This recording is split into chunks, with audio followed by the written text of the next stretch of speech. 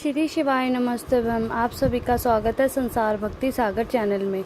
दोस्तों, सावन का महीना चल रहा है और इसमें दूसरा सोमवार जो है 29 जुलाई 2024 को पड़ने जा रहा है, जो कि साल में सिर्फ एक बार आता है। ये महीना, सावन का महीना, बहुत ही खास होता है।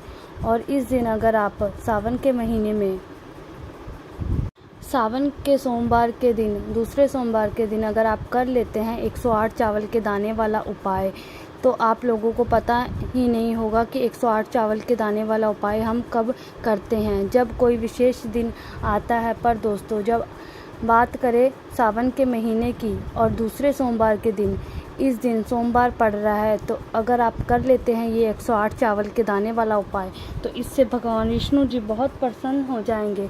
आपकी जो मनोकामना होगी वो ज़रूर पूर्ण करेंगे।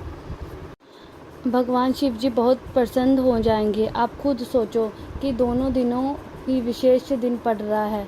इस दिन की महत्ता कितनी बढ़ जाती है। जब इसी दिन कोई भी व्यक्ति अगर 108 चावल के दाने वाला उपाय करता है तो उसकी मनोकामना जो होगी वो पूर्ण होगी।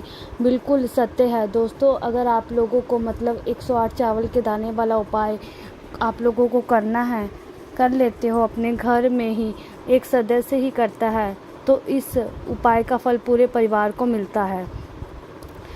हम जब किसी उपाय को 108 चावल के दाने वाले उपाय को किसी विशेष दिन पर करते हैं तो उस उपाय का जो फल होता है बहुत बड़ा होकर के मिलता है। आपकी जो मनोकामना होती है वो बहुत जल्दी पूर्ण होती है और बहुत अच्छे से होती है।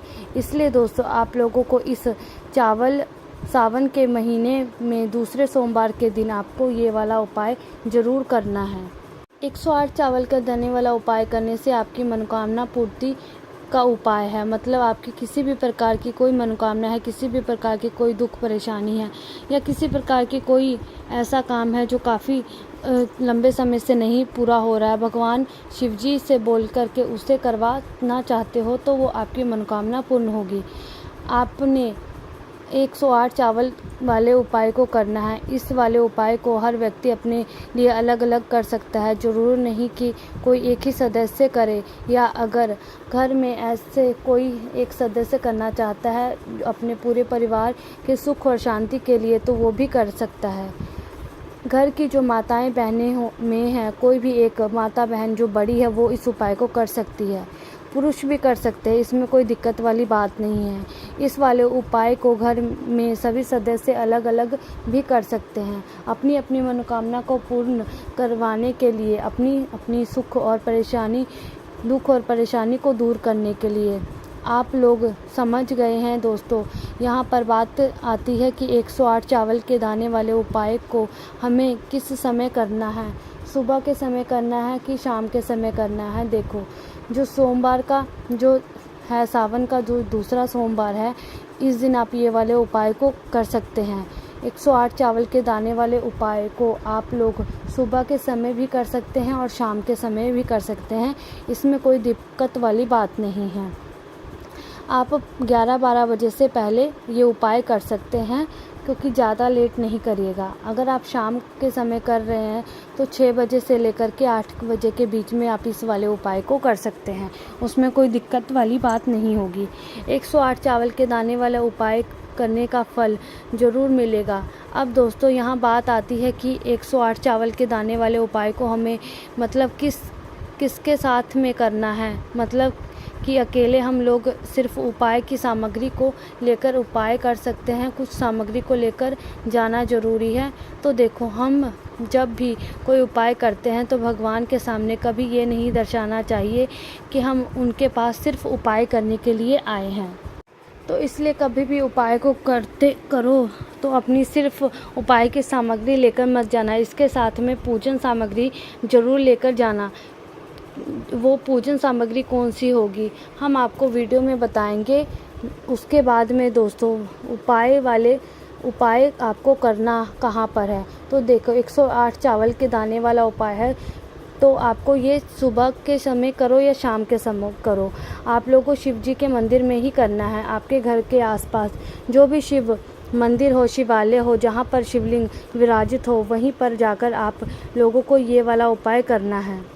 ये वाला उपाय आप घर पर नहीं होगा, इस बात का आप लोगों को ध्यान रखना होगा। उपाय आपने पहले भी सुना होगा, जितनी बार आप उपाय सुनते जाते हो उतनी बार आपकी सारी गलतियाँ जो है वो आप पकड़ लेते हो। तो और उन गलतियों को जब सुधारते हो तो गलतियाँ को सुधार कर जब उपाय करते हो तो आपको उस उपाय का फल निश्चित सी बात है बहुत बड़ा होकर मिलता है। तो चलिए अब हम जानते हैं कि 108 चावल के दाने वाले उपाय को करने की विधि क्या है। तो देखो, उपाय जब भी आप करो, चाहे सुबह के करो चाहे शाम को करो, आपको शुद्धता का बहुत ध्यान रखना होगा। सबसे महत्वपूर्ण चीज़ है कि 108 चावल के दाने कहाँ से आएंगे आपको घर में, रसोई घर में, क्योंकि चावल उपस्थित है। सिर्फ टूटी हुई छोड़कर आप जो साबुत चावल होते हैं वो आपने ले लेने हैं। ध्यान रखिएगा वो चावल है वो टूटे हुए नहीं होने चाहिए। और थोड़े से चावल निकाल करके आप अलग रख लीजिए। उसके बाद में उपाय की सामग्री को करने की तैयारी कर रहे हो तो घर के रसोई घर में जाना है। वहाँ से मतलब आपको थोड़े से चावल निकाल लेने हैं। पहले आप लोग एक कटोरी में या एक मुट्ठी में अलग से चावल निकाल कर अपने थोड़े से अलग से रख लेना। उसके बाद में अपने इन 108 चावल के दानों को आपको क्या करना है, अलग अलग छांटना है। मतलब 108 चावल के दाने आप लोगों को दानों को देख करके टूटे फूटे ना हो और काले ना हो, देख करके अच्छे से साफ़ करके एक अलग कटोरी में आपको रख लेना है। पूरे 108 चावल के दाने चाहिए, ना कम हो ना ज़्यादा हो। जैसे ही आपके 108 चावल के दाने अलग निकल जाते हैं, आप इनको किसी भी एक कागज़ की पुड़ियों में या किसी एक कटोरी में सुरक्षित रख लो ताकि एक भी चावल के दाना इधर उधर ना हो। आपको उपाय भी अच्छे से हो जाएगा। तो जैसे ही आप 108 चावल के दाने उसके बाद में जब भी ये उपाय कर रहे हो, चाहे सुबह कर रहे हो चाहे शाम कर रहे हो, आपको अपने घर से निकलना है। उससे पहले आपको सिर्फ और सिर्फ उपाय की सामग्री लेकर नहीं निकलना है। उपाय के साथ में जो आपको पूजन भी करना, देखो सुबह के समय जा रहे हो तो कोशिश करना कि आपको उस दिन मिट्टी का जल लिए, मतलब एक दिन पहले आपको रविवार के दिन रात्रि में आपको जल भर करके रख देना है मिट्टी वाले पात्र में। और वही जल आपको तांबे के लोटे में डाल करके आपको भोलेनाथ जी पर चढ़ाने के लिए लेकर जाना होगा। शिव जी के मंदिर जाना आपको दोस्तों, इस जल को चढ़ाने का बहुत ही बड़ा फल मिलेगा। दोस्तों इसके साथ में भी आपकी पूजन सामग्री वो आप लेकर जा रहे हो, उसमें कोई दिक्कत वाली बात नहीं है। तो कहने का मतलब है सुबह आपको पूजन सामग्री भी लेकर जानी है, एक लोटा जल भी लेकर के आपको जाना है। सावन के महीने में मिट्टी के जल वाला उपाय भी आपका हो जाएगा। वहीं अगर आप शाम के समय जा रहे हो तो आपको ज़्यादातर जल नहीं चढ़ाया जाता है। उस समय आप लोग अपने साथ में एक घी का दीपक लेकर के जा सकते हो, गोल बाती वाला, शुद्ध देसी गाय का घी डाल करके। तो दीपक तैयार करके अपनी पूजन की पूरी तैयारी करके और जो भी आपके उपाय की सामग्री अपने साथ में रख के आपको पहुंच जाना है शिव जी के मंदिर में। शिव जी के मंदिर में पहुंचकर सबसे पहले भगवान शिव जी के दर्शन करना है, उनके आशीर्वाद लेना है। उसके बाद में आप लोगों को अपनी पूजा अर्चना करना है। जाते ये उपाय बिल्कुल नहीं करने लग जाना, पहले आपको भगवान जी के सामने माथा टेकना है। और उसके बाद में आप अगर सुबह के समय जा रहे तो आप अपना वो मिट्टी वाला जल सबसे पहले जाकर शिव जी के शिवलिंग पर एक धारा से धीरे धीरे करके चढ़ा देना। जैसे ही वो जल चढ़ जाता है, जल चढ़ने के बाद दोस्तों आपको भगवान शिव जी का पूजन सामग्री लेकर के आए हो, उसमें पूजन सामग्री से मतलब पूजन शिव जी का कर लेना है, अलग नहीं लेकर हुए आप शिवलिंग के पास में बैठ जाओ अपने उपाय को करने के लिए। और अलग लेकर आए हुए हो तो पहले अपनी पूजन कर लो और उसके बाद बेलपत्र वगैरह चढ़ा दो। चढ़ाने के बाद उपाय पूजन अर्चना के बाद ही होगा। अगर शाम के समय जा रहे हो तो सबसे पहले दीपक जलाना। दीपक जलाने के लिए माचिस अपने घर से ही लेकर के जाना और माचिस अपने घर से लेकर के जाना और वही माचिस से आपको जलाना है। आपको इस दीपक को जलाना है, फिर इसे शिवलिंग के पास में रख देना। थोड़ी सी दूर बनाकर रखना, भगवान शिव जी को आँच ना लगे, इस बात का आप ध्यान रखना। तो आप लोग दीपक रख देते हो तो आपकी पूजा अर्चना हो जाती है।